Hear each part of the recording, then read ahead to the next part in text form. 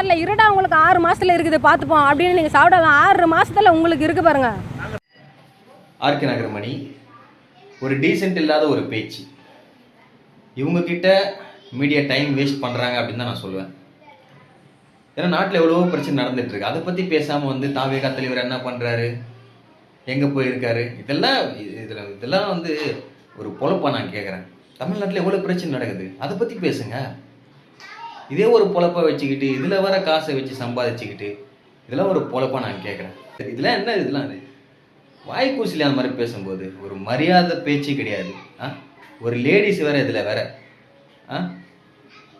நாங்கள் ரவுடிசம் பண்ண போகிறது மக்களை ஏமாத்திட்டு ரவுடிசம் பண்ணியிருந்தாங்க பாருங்க, அவங்கக்கிட்ட நாங்கள் பண்ண போகிறோம். மக்கள் படாத பாடப்பட்டு எங்களுக்கு நல்லது பண்ணுங்கன்னு சொல்லிட்டு எப்படியே கேட்டாங்க, பண்ணல.